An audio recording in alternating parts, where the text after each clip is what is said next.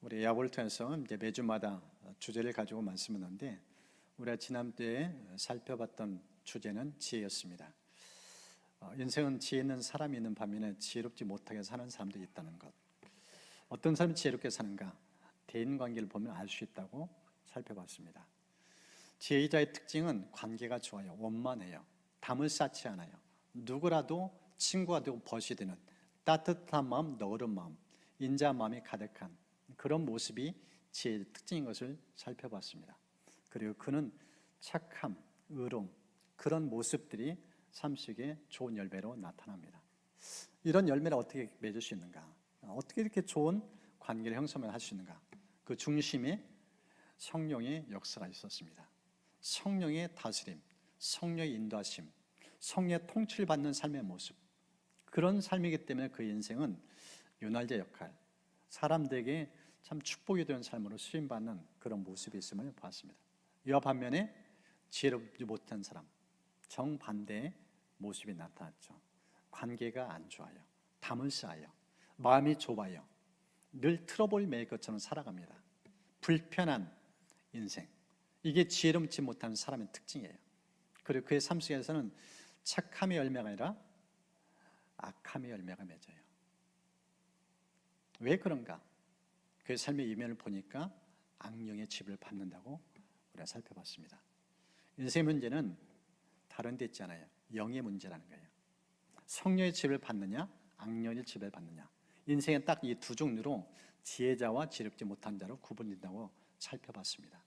그래서 우리가 지혜롭게 살기 위해서는 무엇보다도 하나님 중심의 모습을 살아야 된다.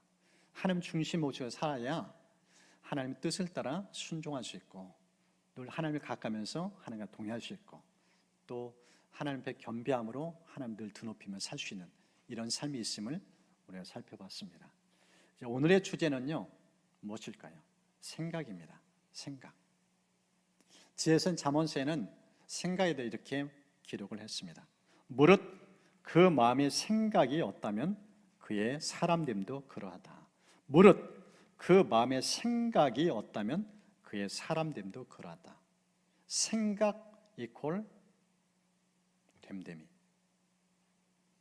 한 사람을 제대로 평가하는데 생각을 비춰보면은 무슨 생각을 하며 살고 있는지 살펴보면은 그 사람이 됨됨을 알 수 있다는 거예요. 생각이 꼭 그 인물이라고 표현하고 있습니다. 그래서 우리가 이 본문을 함께 살펴보면서 이제 어떻게 생각하며 살 것인지, 이 첫 번째 부분은 우리가 지난주에 살펴본 부분과 조금 다른 측면인데, 잘못된 생각을 하고 사는 사람들의 모습을 우리가 좀 살펴보려고 합니다. 어떤 생각이 잘못된지 두 가지 생각이 본문에 두 대 등장합니다. 그것을 살펴보고, 그렇다면 어떻게 생각하는 것이, 어떤 사고를 하며 사는 것이 올바른 사고인가, 올바른 생각인가, 좀 그것을 이제 대안으로 살펴보려고 합니다. 먼저요, 잘못된 생각. 첫 번째, 무슨 생각인가? 판단이에요. 판단을 간단히 이렇게 정리할 수 있습니다. 자기 위치를 벗어나는 것, 자기 위치를 이탈한 것, 이것이 판단입니다. 오늘 본문을 본 11절에 이렇게 시작합니다. 형제를 판단한 자는 곧 율법을 비방하고 율법을 판단하는 것이라. 판단하는 사람에게서 율법에 대해서 지금 설명합니다. 그러면서 율법을 비방한다, 판단한다. 부연 설명입니다. 내가 만일 율법을 판단하면 율법의 준행자가 아니요 재판관이다. 무슨 뜻일까요? 월권을 했다는 거예요. 하나님이 율법을 제정했고 그 율법의 기준 따라 살아야 되는데 율법을 시시비비를 가려요. 이건 옳으니 이건 그러니. 판단자요, 그것을 판결을 내리는 재판관 노릇을 하면서 살고 있다는 거예요. 여러분, 판단은요, 오늘 성경 비춰서 보면은 이렇게 정리해 주세요. 월권 행위, 인간의 월권 행위, 이것이 판단이라고 말씀을 하고 있습니다. 자막을 띄워주시면서 보도록 하겠습니다. 판단은 인간의 월권 행위. 이걸 정확히 기억해야 돼요. 오늘 이 본문 통해서 그 중요한 진리라는 여러분들이 마음에 새겨야 됩니다. 여러분, 우리 마음속에 끊임없이 사람을 판단해요. 하루에도 여러 사람을 보고 이러쿵저러쿵 해요. 뒷담화 보십시오. 대부분의 다 얘기가 판단이에요. 상대방을 비방한 내용이에요. 그렇게 하면서 인생을 살아갑니다. 근데 그런 삶을 향해서 오늘 성경은 잘못된 사고라고 지적하고 있어요. 이 생각이 그는 어디서 출발한가? 선악과에서 출발합니다. 선악과 사건, 선악을 따먹도록 부추겼던 사탄, 하와에게 이렇게 유혹합니다. 하나님이 너희에게 그렇게 말씀하신 것은 너희가 그것을 먹으면 눈이 밝아져서 하나님과 같이 되어 선악을 분별하게 될 것을 하나님이 아셨기 때문이다. 지금은 선악 앞에서 하와가 안 따먹고 이렇게 보고 저렇게 보고 왜 하나님 따먹지 말라고 했을까? 곰곰이 생각하는 거예요. 그때 이 사탄이 와서 이 말을 던진 거예요. 하나님이 따먹지 말라는 이유가 있다. 그거 따먹으면 네가 하나님처럼 될까 봐. 근데 따먹으면 네가 인생의 주인으로 할 수 있어. 네가 판단하고 네가 결정할 수 있어. 따먹어봐. 진짜 지혜롭게 인생 살 수 있다. 이렇게 유혹한 거예요. 결국 이 말에 넘어갔어요. 여러분, 선악과는요, 창조주인 하나님과 피조물 인간의 구분선이에요. 경계선이에요. 이거 넘지 말라고 하나님께서 선을 그어놨어요. 사탄은 너무 쉽다고 유혹했어요. 그럴듯한 말로 유혹을 했어요. 미끼를 던진 거예요. 근데 덥석 물고 선을 넘었어요. 월권을 했어요. 그래서 아담의 후예는 끊임없이 사람들을 판단해요. 시시비비를 가려요. 네가 옳으니 내가 옳으니 비판하고 정죄를 일삼아요. 그래서 오늘 성경을 보니까 그렇게 표현해요. 율법의 준행자 아니라 심판자 노릇하는 거다. 이건 범법행위라는 거예요. 선을 넘었다는 거예요. 판단은요, 하나님이 그만 선을 넘은 거예요. 이것을 지금 지적하고 있습니다. 그래서 저와 여러분의 삶 속에서는 이 판단하는 것에서 내가 지금 월권하고 있다. 이것을 기억해야 됩니다. 선을 넘어서 안 돼, 넘고 있다는 거예요. 조심하라는 거예요. 12절 보니까 이렇게 표현해요. 너는 누구의 이웃을 판단하느냐? 너는 누구에게? 판단하는 상황에서 지적질을 하고 있어요. 그러지 말라는 거예요. 경고하는 거예요. 로마서 보면은요, 로마 교인들에는 이 판단하고 정죄하는 문화가 있었어요. 비판하고 업신여겼어요. 어떤 일로 그런가? 먹고 마시는 문제. 이 로마 교회 안에는 유대교에서 개종한 성도들도 있었어요. 근데 그들은 유대 교회의 사고방식이 몸에 배했던 사람들이에요. 율법 규정에 따라서 이건 먹고 안 먹고, 특별히 음식 규정은 이 코셔라는 이 법이 있기 때문에 하나님께서 정하신 룰을 따라서 음식을 만들고 조리하는 그런 것만 먹고 지내왔었어요. 음식을 많이 절제했어요. 그런데 그런 거 따지지 않는 사람들을 의의로 있었어요. 자유분방했어요. 하나님은 그거 음식 별로 중요하지 않다. 왜 그렇게 거기에 얽매여 사느냐. 그러면서 음식 가려는 사람들을 따졌어요. 그리고 유대율법에 따라서 안식일도 지키고 또 유대계 중요시하기에는 절기를 지키는 이런 모습들. 하나님은 그거 다 폐기하셨다. 그러니까 이것들을 공방하면서 성도들 자꾸 자로재요. 판단하고. 그래서 믿음이 있느니 믿음이 없느니 이러면 성도를 힘들게 만드는 거예요. 이런 태도는 올바르지 못하다는 거예요. 그것을 지적하고 그것을 자제할 것을 말씀을 하고 있습니다. 오늘 성경은 또 바로 그런 맥락에서 우리에게 말씀합니다. 여러분, 판단하고 정죄하는 것 조심해야 돼요. 판단하는 것은 선을 넘는 거예요. 율법의 준행자가 아니라 심판자로 표현하고 있습니다. 월권하지 말라는 거예요. 그러면서 오늘 본문의 두 번째 강조점은 판단은 누가 하는가? 하나님의 고유 권한이라고 말씀하세요. 판단은 누가 하는가? 하나님의 고유 권한이라는 거예요. 여러분 12절 보십시오. 입법자와 재판관은 오직 한 분 하나님이시니 능히 구원하기도 하시며 멸하기도 하신다. 법을 정한 분, 그리고 그 법에 대해 심판한 분, 누가 하는가? 하나님밖에 없다는 거예요. 그래서 하나님 영역을 침범하지 말라고 말씀하세요. 이건 하나님의 고유 권한, 절대 권한이라는 거예요. 이 권한을 인간에게 부여주지 않았다는 거예요. 이것을 지금 오늘 성경은 말씀을 하고 있습니다. 로마 교회가 하도 이렇게 잡음이 일어나니까 사도 바울이 글로서 이렇게 편지를 보내서 이렇게 강조합니다. 로마서 14장 10절. 내가 어찌하여 내 형제를 비판하느냐? 어찌하여 내 형제를 업신 여기느냐? 우리가 다 하나님의 심판대 앞에 서리라. 우리가 다 하나님 심판대 앞에 선다. 판단하는 사람 모두, 믿음이 있다고 하는 사람, 믿음이 적다는 사람 모두가 다 하나님 심판대 앞에 선다. 판단하는 자, 재판하는 자에 서는 게 아니라 재판관은 오직 하나님, 그분 앞에 너도 나도 선다는 거예요. 그래서 위치 이탈하지 말라고 경고하고 있습니다. 오늘 본문은 바로 그 교훈을 우리에게 들려주고 있습니다. 신약에서 예수님이 이 마태복음 보면은 산상순 5장에서 7장에 여러 말씀을 증거하는데 그 중에 7장에 가서는 비판에 대해서 한마디 말씀합니다. 근데 왜 비판하는가? 시각이 잘못됐다고 말씀하고 있습니다. 상대방에는 눈에 있는 티는 보는데 정작 자기의 눈에 있는 들보는 보지 못한다. 엄청난 내 눈에 이 장애 요소가 있는데 그 눈을 가지고 상대방을 보고 상대방이 이렇고 저렇고 평가하고 있다는 거예요. 비판하고 있다는 거예요. 그것은 절대 옳지 못하다고 말씀하고 있어요. 그러면서 주님은 이렇게 강조합니다. 외식하는 자여, 먼저 내 눈 속에서 들보를 빼어라. 그 후에야 밝히 보고 형제의 눈 속에서 티를 빼리라. 사람을 비판하는 사람 어떻게 표현한가? 외식자라고 표현했어요.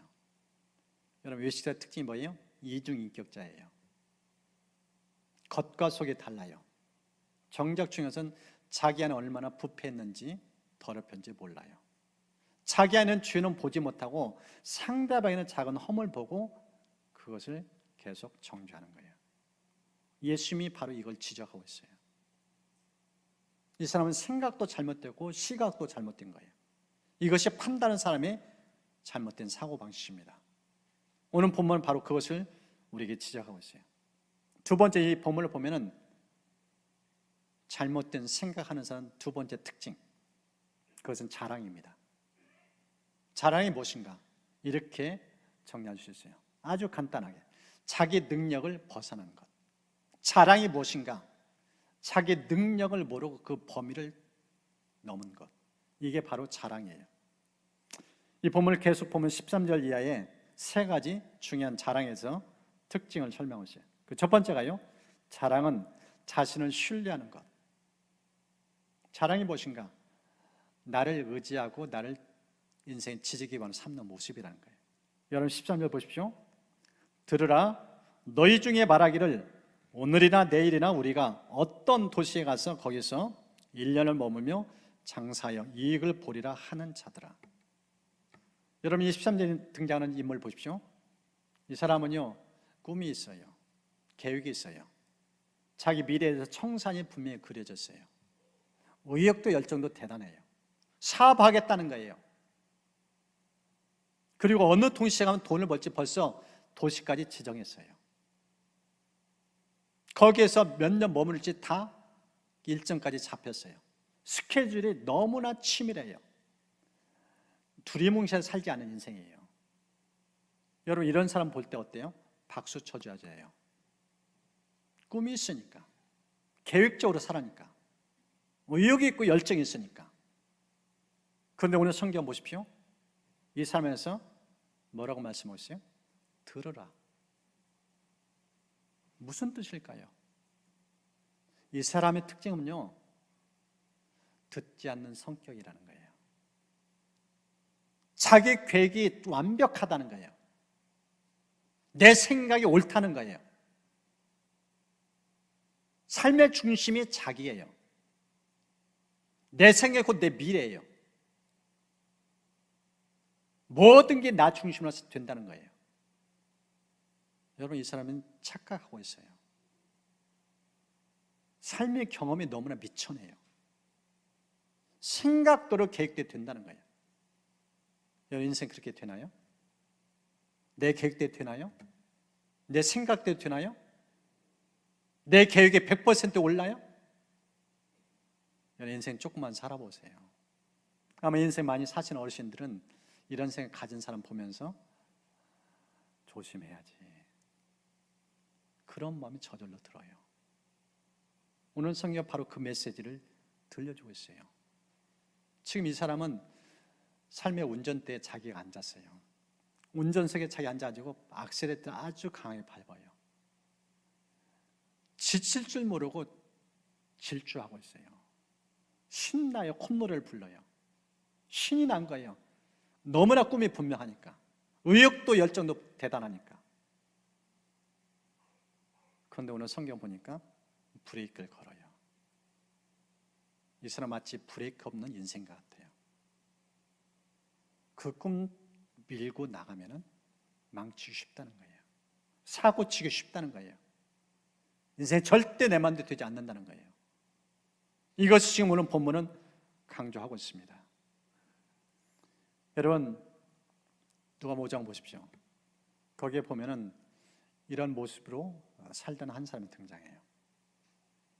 이 사람은 부모로부터 열심히 땀을 일해야 한다는 그런 가치관을 전수받았어요. 그래서 보고 배운 게 그거라 부모 따라서 밤새도록 철하면서 일을 했어요. 어떤 때는 고기를 잡고 어떤 때는 고기를 못 잡았어요. 이날은 밤이 맞도록 일을 했는데 고기를 못 잡았어요. 그런데 이 순간, 이 열심히 자기가 근무할 이때는 예수님이 찾아가지도 않았어요. 만나지도 않았어요. 언제 예수님이 이 시몬에게 다가갔는가? 고기 한 마리 못 잡았을 때. 밤새도 뜬 눈으로 근무질 했는데 고기 한 마리 못 잡고 빈배부는 허탈한 심정, 실패자, 그때 다가가셨어요. 그러면서 깊은 데로 가서 금을 내려보라, 이 코칭을 해줬어요. 여러분, 오늘 본문에 등장하는 13절에 있는 인물, 예수님이 다가갔어요. 말문을 열었어요. 들으라. 들었을까요? 절대 안 들어요. 자아가 충만한 사람, 내 계획으로 꽉 차 있는 사람은요, 조금도 빈틈이 없어요. 예수님의 음성에 귀를 기울여서 마음의 여지가 조금도 없어요. 이 사람은 자기가 인생의 주인이에요. 내 계획대로, 내 뜻대로 된다고 얼마나 자신만만한지 몰라요. 이 사람은 자신감을 넘어서 자만심으로 충만한 사람이에요. 그래서 이 사람에서 하나님이 경고의 음성을 들려주는 거예요. 들으라. 들으라. 인생 네 계획대로 되지 않는다. 네 뜻대로 되지 않는다. 멈춰라. 이 메시지를 지금 들려주고 있습니다. 그러면서 이 본문을 통해서 주시는 자랑의 두 번째 메시지, 자랑은 자기 자신을 망각하는 거라고 말씀합니다. 여러분 14절 보십시오. 내일 일을 너희가 알지 못하노더라. 너희 생명이 무엇이냐? 너희는 잠깐 보이다가 없어지는 안개와 같다. 지금 이 사람은 계획이 있어요. 오늘 내일, 미래는 청산이 분명해요. 얼마나 부푼 기대가 있는지. 그런데 찬물을 끼얹는 말을 던져줘요. 너희 인생, 네가 어떤 존재지 않느냐? 하루살이다. 내일 일을 알지 못한다. 무슨 1년, 10년? 아니 당장 내일을 모르는데 1년 계획? 착각하지 말라는 거예요. 오산하지 말라는 거예요. 인생은 내 마음대로 늘리기도 하고 줄이길 수 없다는 거예요. 생명의 주관자는 내가 아니라, 인생의 주관자, 시간의 주관자는 내가 아니라는 거예요. 이걸 지금 거듭해서 강조를 해주고 있습니다. 여러분 보세요. 바로 왕궁에서 아주 호의호식하면서 잘 지냈어요. 나이 40 됐어요. 모든 게 갖췄다고 생각했어요. 그래서 왕궁 밖을 나갔어요. 자기 동조 살펴보는데 괴롭힘을 받아요. 그때 취한 태도가 뭐예요? 사람을 죽여요. 열심히 갖췄다 했는데 뭔가 이룰 것 같다고 힘을 불끈 줬는데 그 불끈 준 힘이 사람을 죽이는데 가요. 그러다가 광야로 쫓겨가요. 도망가요. 거기서 무명의 40년을 보내요. 후컨이 지난 게 시간이에요. 그런 그가 이 시편을 썼는데 시편 90편에 이런 고백을 합니다. 우리 연수가 70이요 강건하면 80이라도 그 연수의 자랑은 수고와 슬픔뿐이요 빠르게 지나가니 마치 날아가는 것 같습니다. 총알 같아요. 쏜살 같아요. 얼마나 빨리 지나가는지. 이게 시간이에요. 내가 좌우할 수 없어요. 이게 인생이라는 겁니다. 이걸 깨달을 것을 지금 말씀하고 있습니다. 솔로몬은 인생을 많이 겪으면서 그가 지혜도 얻었지만은 이제 경험을 통해서 인생 진짜 지혜를 전서 7장에 이렇게 기록해 놨습니다. 좋은 때는 기뻐하고 어려운 때는 생각하여라. 하나님 좋은 때도 있게 하시고 나쁜 때도 있게 하신다. 그러기에 사람은 제 앞일을 알지 못한다. 지혜를 얻은 솔로몬, 그가 인생을 살면서 내는 결론이 무엇인가? 내일을 모른다는 거예요. 당장 무슨 일이 있는지 모른다는 거예요. 좋은 일이 있을 것을 계획한다? 그게 아닐 수 있다는 거예요. 좋은 일도 어려운 일도 하나님 숨겨놨대요. 뚜껑 열어봐야 안다는 거예요. 지혜를 얻은 솔로몬은 그의 고백이에요. 그도 모르는 영역이 있다는 거예요. 이게 인간의 한계입니다. 이걸 깨닫고 함부로 자랑하지 말라는 거예요. 로마 시장을 보면은 한 부자가 등장해요. 이 사람도 내일을 모르는 인생이에요. 얼마나 농사를 잘 짓는지 수확이 너무 많았어요. 그래서 창고를 새로 지었어요. 그러면서 그가 고백해요. 이제 더 이상 고생하지 않아도 된다. 더 이상 일하지 않아도 된다. 열에 먹을 것 쓸 것 넉넉하니까 이제 마음껏 즐기자. 근데 하나님이 말씀하세요. 오늘 밤에 네 영을 찾는데 그 재산 누구 거냐? 오늘 밤에 네 영을 찾으면 그 재산 누구 거냐? 네 거 아니다. 여러분 오늘 본문에 등장하는 사람 보십시오. 계획 세웠어요. 삶의 중심에 자기예요. 뭐에 관심이 있어요? 사업, 돈에 관심이 있어요. 인생 돈이 있어야 산다는 거예요. 돈 벌어야 인생 산다는 거예요. 가치관이 뭐예요? 세상 중심이에요. 자기 중심이에요. 재물 중심이에요. 완전히 물질주의 사고방식이에요. 이런 인생에서 하나님이 경고를 하는 거예요. 들으라는 거예요. 정신 차리라는 거예요. 함부로 자랑하지 말라고 말씀을 하고 있습니다. 그러면서 이 본문을 통해서 주시는 세 번째 교훈, 자랑. 자랑이 무엇인가? 자기를 포장하는 것. 어느 정도 포장하는가? 과대 포장이에요. 여러분 16절 보십시오. 이제도 너희가 허탕하는 자랑을 하니 그런 자랑은 다 악한 것이다. 자랑에 대해서 형용사를 썼어요. 어떻게 표현했어요? 허탄하다. 원어를 보니까요, 허풍장이 사기꾼, 이런 의미가 담겨져 있어요. 이 사람은 너무나 과장해요. 미래는 어떻게 될지 모르는 거예요. 백일몽을 꾸고 있어요. 개꿈을 꾸고 있어요. 되지 않을 꿈을 너무나 부풀려 있어요. 꿈 깨라는 거예요. 정신 차리라는 거예요.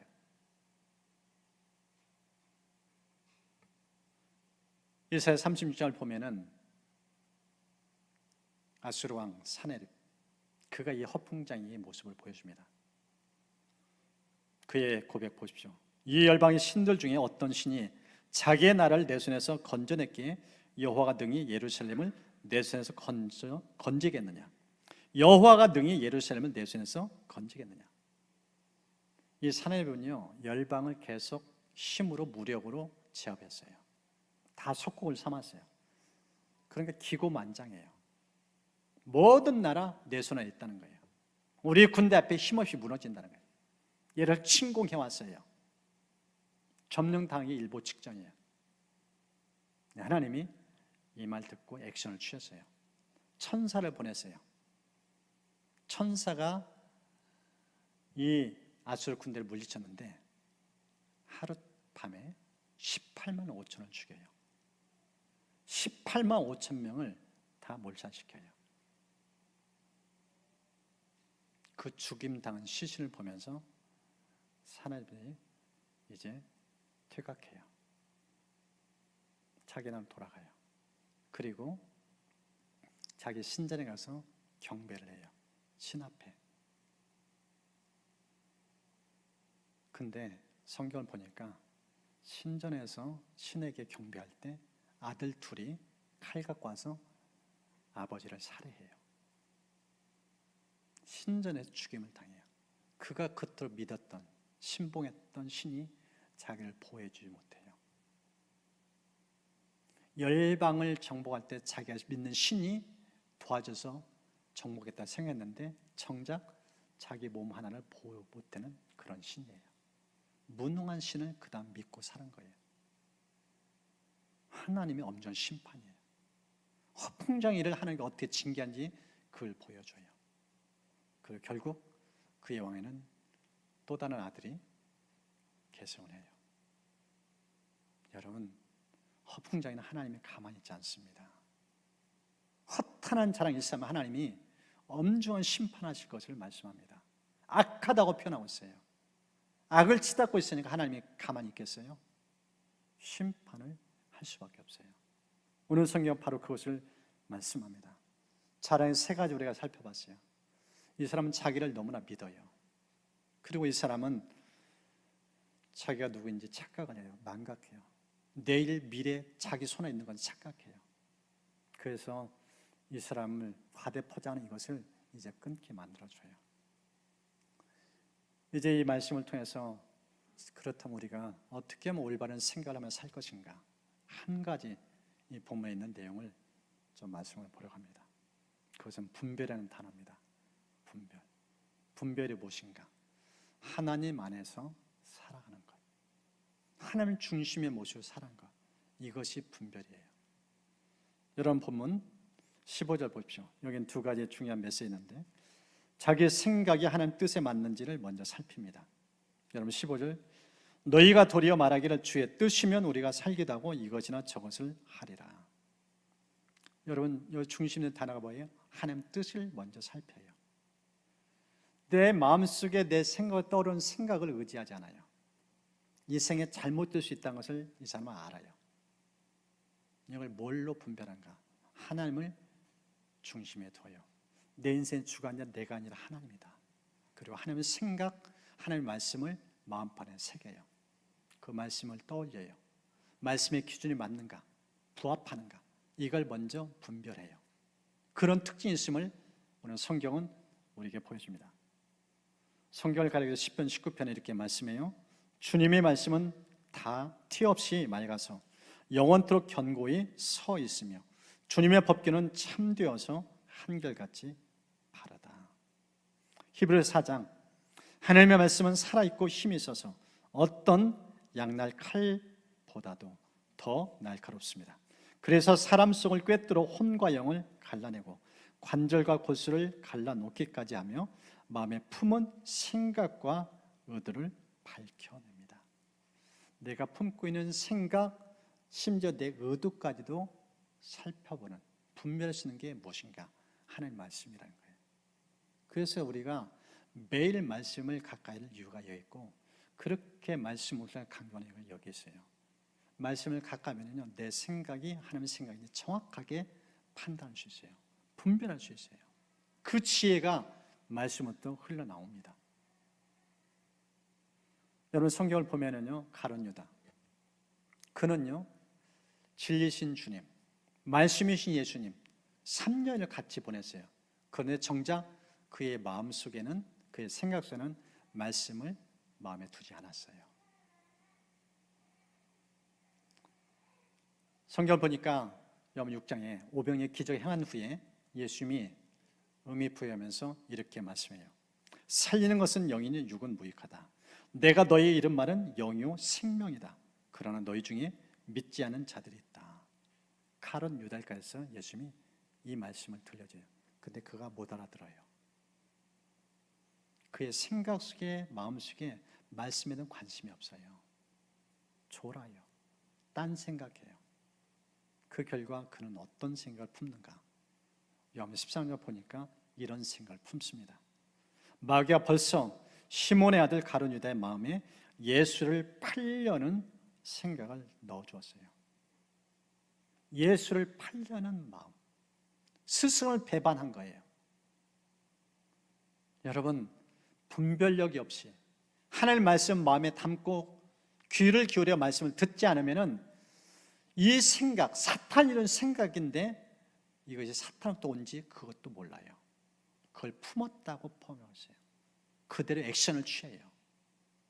이게 분별 잃은 어리석은 인생의 모습입니다. 이 반면에 하나님 뜻을 늘 살피고 말씀을 가까이 오고 이런 사람은요, 하나님의 뜻을 따라 행해요. 이 모습이 이 본문의 17절에 있습니다. 자기 생각 뜻에만 적극적으로 실천하는 모습. 여러분 10절 보십시오. 그러면 사람이 선을 행할 줄 알고도 행하지 않으면 죄다. 역으로 표현하면요, 하나님 뜻을 하면 적극적으로 선한 이 행실을 취하게 된다는 거예요. 제자 가운데 대표의 모습 베드로. 앞서서 누가복음 5장의 시몬의 모습 살펴봤잖아요. 그가 자기 노력, 자기 생각, 자기가 인생의 주인, 자기 인생의 배는 자기다.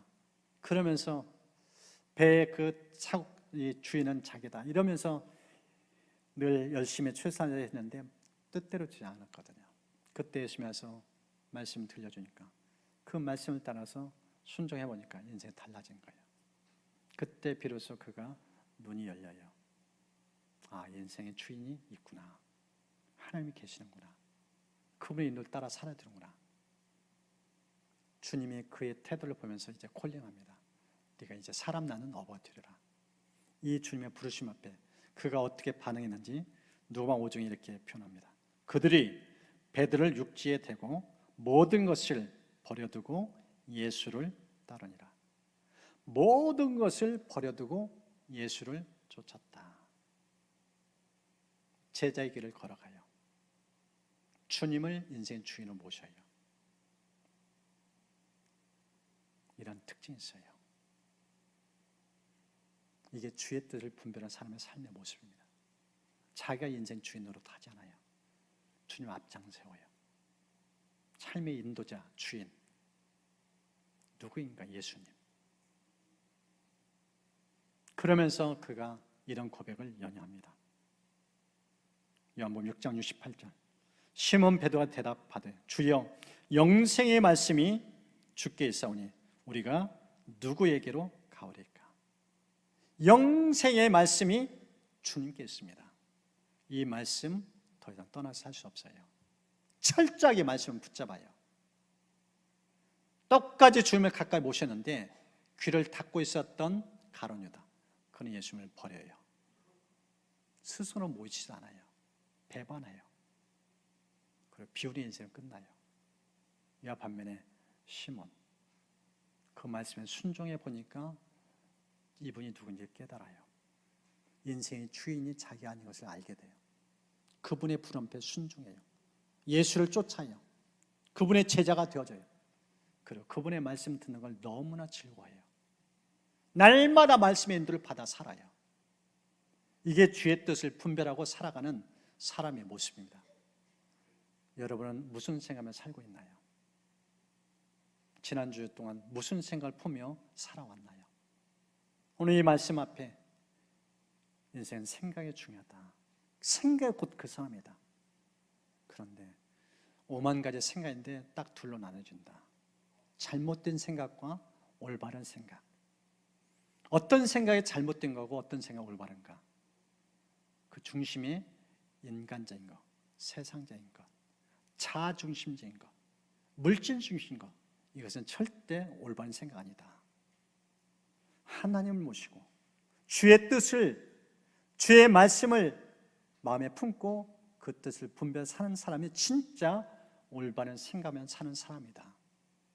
이 말씀을 우리에게 들려줬습니다. 이제 말씀의 결론을 우리 로마서 12장 2절 같이 읽으면서 마무리하겠습니다. 우리 한 목소리로 읽겠습니다. 시작. 너희는 이 세대를 본받지 말고 오직 마음은 새롭게 함으로 변화를 받아 하나님의 선하시고 기뻐하시고 온전하신 뜻이 무엇인지 분별하도록 하라. 분별은 단어예요. 이 세상, 여러분 예배 끝나고 나가면 곧바로 세상이 밀려와요. 이 세상은 돈이 최고야. 이 세상은 사람이 왕노타는 곳이야. 이런 물결들이 끊임없이 밀려오는 도전의 이 상황 속에서 어떻게 분별을 살 수 있는가?